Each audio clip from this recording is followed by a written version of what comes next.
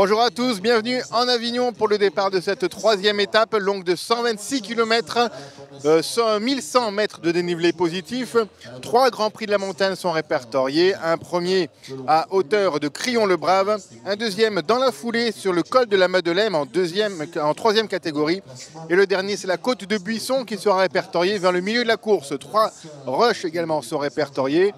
Thalita de Jong domine tous les classements au départ de cette étape. On va voir tout de suite avec le résumé de la course ce que va réserver le sort de ces maillots. Est-ce qu'ils resteront sur ses épaules ou non? On le découvre tout de suite.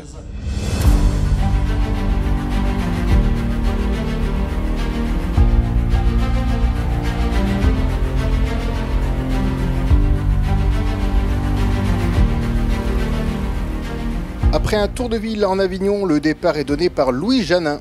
Le peloton roule fort, ce qui empêche la formation d'échappée franche. C'est donc en peloton groupé que le premier rush est franchi en première position par la polonaise du team UAE Développement, Karolina Kumiega. De Jong passe en deuxième position. La suite de la course est marquée par de nombreuses attaques, toutes avortées par un peloton. Thalita de Jong va franchir en première position devant l'Espagnol Ostolazza du team Laboral Kuchta et Nerlo, la polonaise de Winspace, le premier Grand Prix de la montagne. Ça roule toujours fort, le peloton est très nerveux, ce qui crée malheureusement quelques chutes. Les filles impliquées repartiront toutes et retrouveront le peloton avec plus ou moins d'efforts, surtout que la route continue de monter pour le deuxième Grand Prix de la montagne au col de la Madeleine, où Thalita de Jong passe en tête.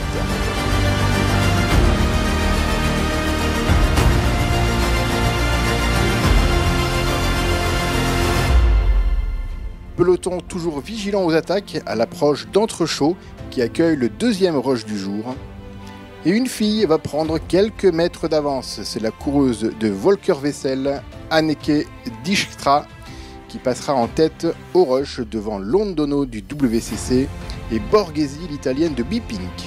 Elle sera rattrapée un peu plus loin. Entre-temps, on annonce l'abandon de Greta Richou du team Siniska, qui était malade ce matin. Nouvelle tentative de la Belge Nathalie Bex de l'équipe Chevalmeyer.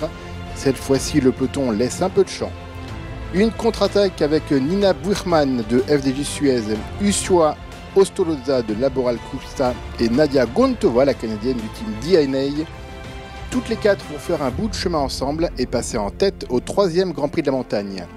L'Espagnol Usua Ostolozza passe en tête devant Gontova et Buchmann.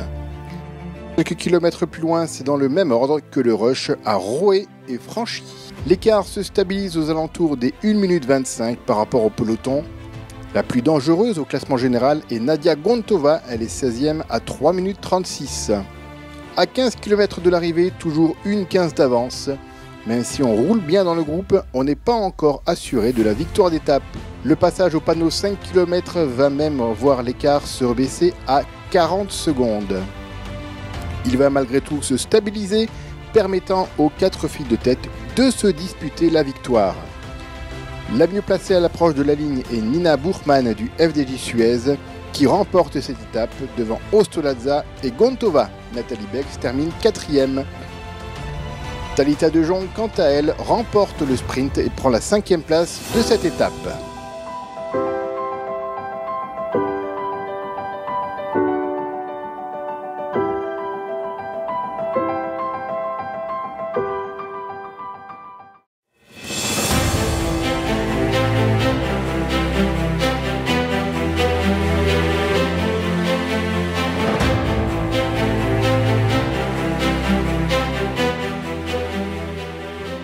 Victoire d'étape pour Nina Buchmann du team FDJ Suez qui l'emporte devant Ostolazza et Gontova. 4e place pour Nathalie Bex.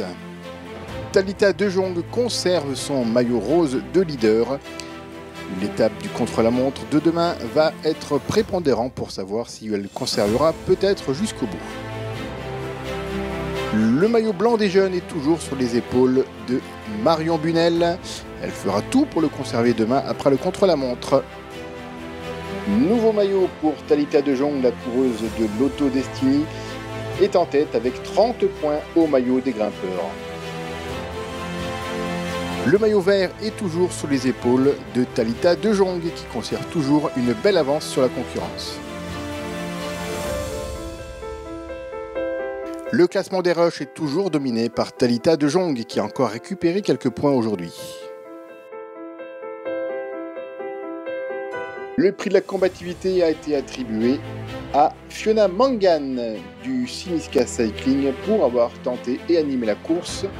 Nina, c'est une course très agressive et finalement à la fin vous gagnez. Oui, je suis très contente d'avoir été dans cette échappée et de la mener jusqu'au bout. Je suis contente de l'avoir gagnée. C'est bon pour votre équipe. Oui, nous voulions vraiment faire une course agressive et nous avons tout donné. Et finalement, nous menons au bout. Demain, c'est un contre-la-montre. Vous voulez faire votre course dans une bonne position. Oui, bien sûr, je suis contente de faire ce contre-la-montre pour savoir où j'en suis. Vous aimez cela? Oui, j'aime ça. J'en ai pas fait beaucoup de contre-la-montre cette année, mais je suis contente d'en faire un cette année dans cette course. Voilà donc formidable victoire de Nina Buchmann ici à Bolen. Belle arrivée, hein? Belle arrivée, très belle, très belle. Superbe arrivée, magnifique, magnifique. Vous l'avez fait à vélo ou à pied? À pied. Ah ouais, je suis signaleur à pied. Oui, rôle très important, tu sais, signaleur à pied. Merci à vous en tout cas, c'est grâce à vous que la course se passe bien. Demain, on est où demain? Demain, on est au contre-la-montre. Non, c'est samedi. Non, demain, contre-la-montre. Voilà, alors ils sont pas sûrs, moi je vais vous le dire, on sera bien au contre-la-montre demain. 2 étapes entre Goudargues et Méjeanne-le-Clap. L'arrivée est en train de se démonter petit à petit. On se retrouve donc demain, on l'a dit, étape de contre-la-montre de 15,6 km.